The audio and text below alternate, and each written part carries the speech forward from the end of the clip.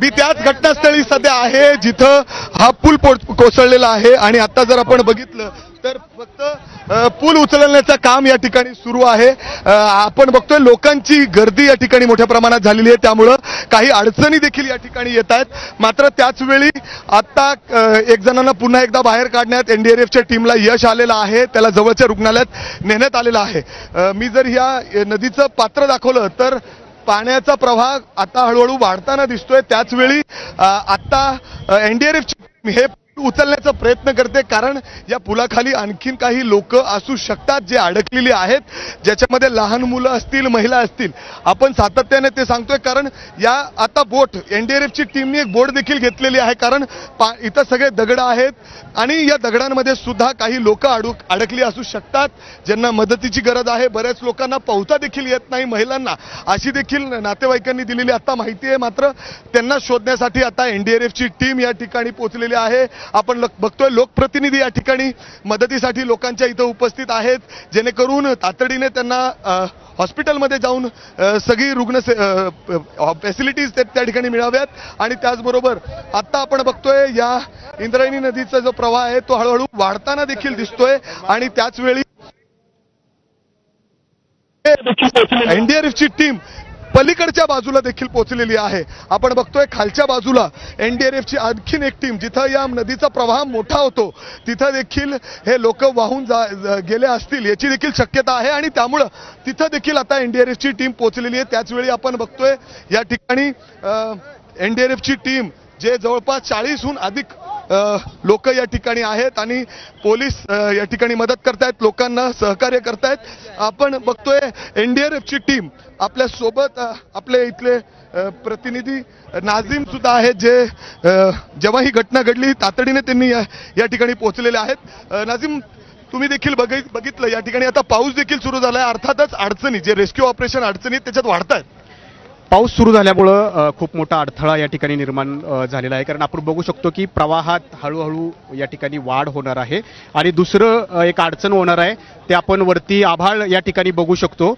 या आभाळामुळं अंधार जो आहे तो आता पडण्याच्या शक्यता या ठिकाणी वर्तवण्यात येत आहेत आणि त्याच्यामुळं एकीकडं पाऊस पडलेला आहे आणि दुसरीकडं अंधार सुद्धा पडण्याची शक्यता आहे। त्याच्यामुळं या सगळ्या रेस्क्यूमध्ये अडथळे निर्माण जे आहेत ते या ठिकाणी होणार आहेत।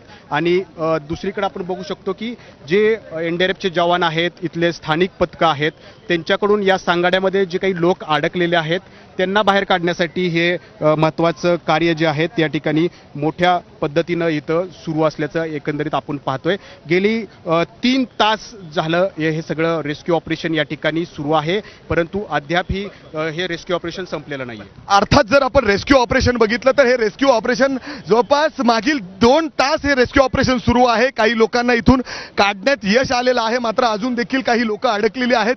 खरं तर हे पूलचा जो लोखंडी भाग आहे पूर्ण तो उचलायचा आहे, त्याच्यासाठी जवळपास 3 क्रेन या ठिकाणी आणण्यात आलेले आहेत आणि त्याच्या क्रेनच्या मदतीने हे पूर्ण लोखंडी जो भाग आहे या पुलाचा तो उचलला जाईल। मात्र आता जर आपण बघितलं तर एनडीआरएफची टीम असेल, इतर या ठिकाणी बोट घेऊन ते पुढे जात आहेत, पुढच्या दिशेने देखील एनडीआरएफची टीम आहे आणि वरून आता पाऊस देखील सुरू झालेला आहे। अर्थात एनडीआरएफची टीम, तुम्ही जेव्हा घटना घडली तेव्हा कधीपासून तुम्ही इथं आहात? 2 तास झाले आता इथं आहे आम्ही। बरं, किती लोकांना आतापर्यंत वाचवलंय? 5 लोकांना वाचवलेले। बरं, आता जी माहिती मिळते इथं स्थानिक देत आहेत, किती लोक अजून वाहून गेलेत पाण्यात? 20-25 लोक आहेत। म्हणजे अर्थात जे लोक इथं मदतीसाठी आहेत ते देखील सांगतायत जवळपास 10 ते 15 जण वाहून गेलेले आहेत। पोलीस या ठिकाणी हे सगळं वेकेंट करतात, अर्थात हे सगळ्या लोकांना बाहेर काढतायत, इथून लोक लांब जावं जेणेकरून मदत कार्य इझी होईल। परंतु आता आपण जर बघितलं तर एनडीआरएफची टीम या ठिकाणी नदी जिथं हा पूल पडलेला आहे इंद्रायणी नदीचा आपण बघितलं तर पाण्याचा प्रवाह देखील आता वाढतोय।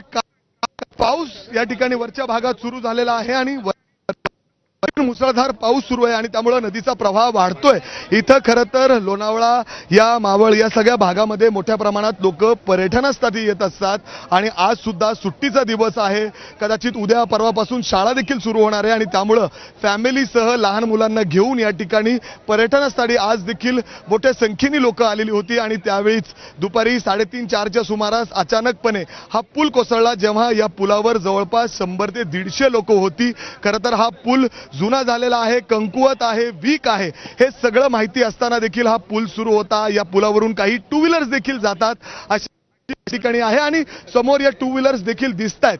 त्यामुळं अचानक हा पूल कोसळला. ज्यावेळी या पुलावर काही लोक होती, त्यातील 25 ते 30 लोक या पाण्यात पडली. तातडीने काही लोकांना वाचवण्यात यश आलं, तर काही लोक अजून सुद्धा वाहून गेलीत.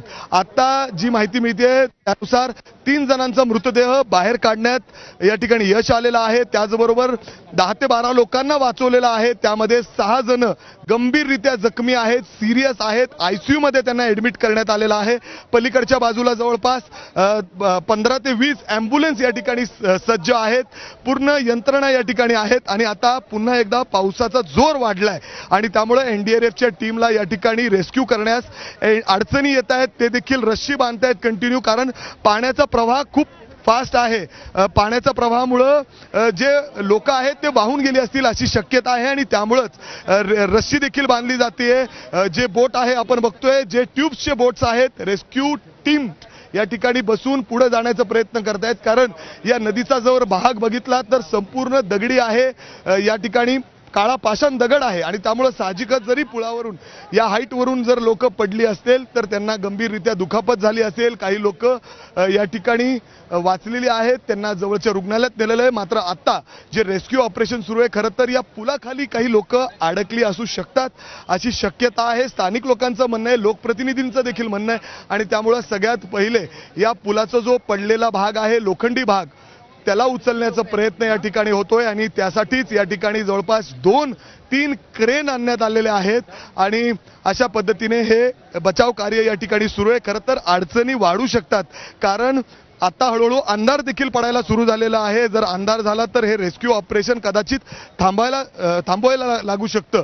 मात्र तातडीने सगळं या ठिकाणी रेस्क्यू ऑपरेशन सुरू आहे आणि अशा पद्धतीने जे चूक आहे, खरं तर त्यांनी आता उत्तर देणं अपेक्षित आहे.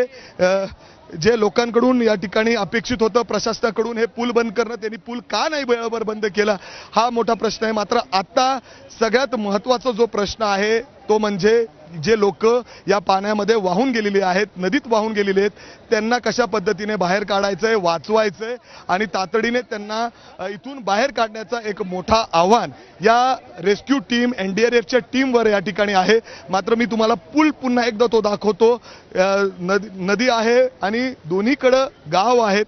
या गावाला जोडणारा हा पूल आहे आणि या पुलावरून फक्त लोकांनी पायी ये जा करायचं असं याच्यासाठी हा पूल बांधण्यात आलेला आहे. मात्र हा पूल, या पुलावरून काही टू व्हीलर्स देखील गेलेले आहेत आणि त्यावेळी हा पूल पडलाय आणि ज्यावेळी हा पूल पडला असेल खरं तर तेव्हा बरेच लोक या पुलावर आहेत. पुलाचा मोठा भाग अर्थात त्याच्यामध्ये निघणं देखील तेवढंच अवघड आहे आणि पाण्याचा प्रवाह देखील हळूहळू आता वाढताना दिसतोय, वाढलेला आहे आणि त्यासाठीच याच सौंदर्याचं, याच वातावरणाचं, याच नेचरचा आनंद घेण्यासाठी लोक खरे तर पर्यटनासाठी इथं येतात आणि ते किती धोकादायक असू शकतं ते या ठिकाणी दाखवलं जातंय. खरं तर प्रशासनाने काही महत्त्वाची पावलं, काही मेजर पावलं उचलणं गरजेचं आहे. कारण आपण बघतोय लोणावळा असेल, या मावळ भागात बरेच लोक पर्यटनासाठी येतात आणि अशा पद्धतीने इथं घटना घडतात.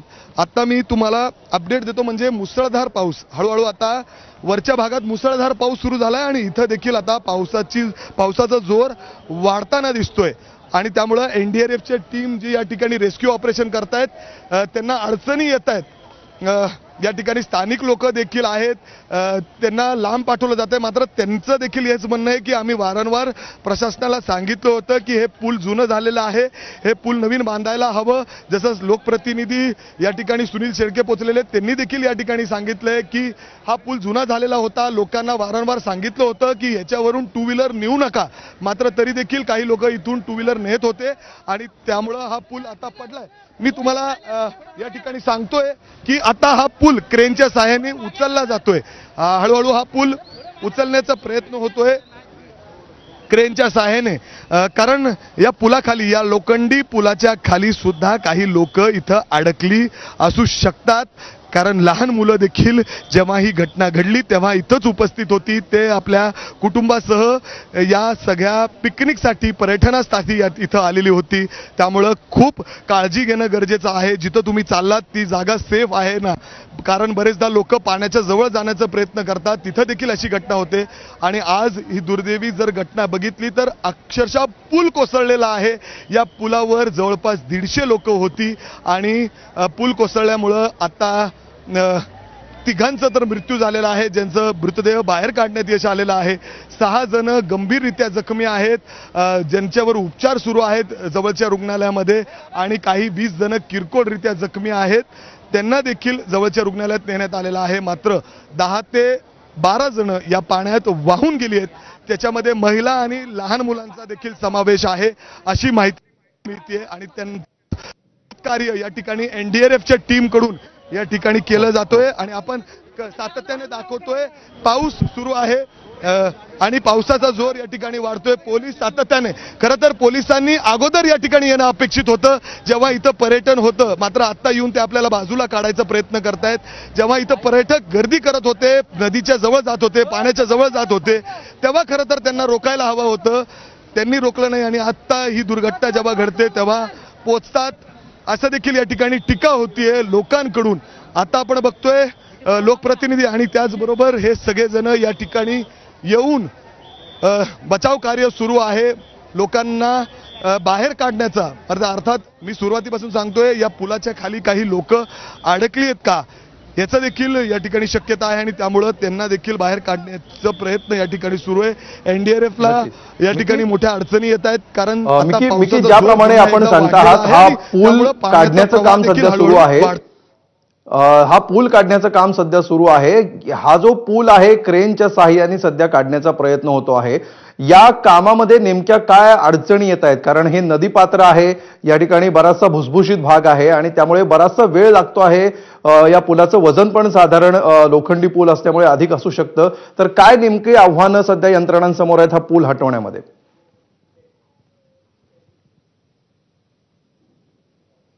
आलो तेव्हापासून जवळपास 1 तास होत आलेला आहे.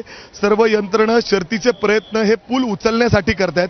मात्र या पुलाचा जो वेट आहे ते उचलण्यासाठी बरेच अडचणी या ठिकाणी येत आहेत. खरं तर जे क्रेन या ठिकाणी आलेले आहेत ते देखील जास्त जवळ जाऊ शकत नाही, कारण नदीत आता पाण्याचा प्रवाह देखील वाढतोय आणि जसं तू सांगितलं की इथं भुसभुशीत आहे आणि एवढे मोठे मोठे नदीत खड्डे असतात की हे क्रेन देखील पुढे जाणं शक्य नाही. त्यामुळं आता हळूहळू हे प्रयत्न होत आहे की हे पूल कशा पद्धतीने उचलला जाईल.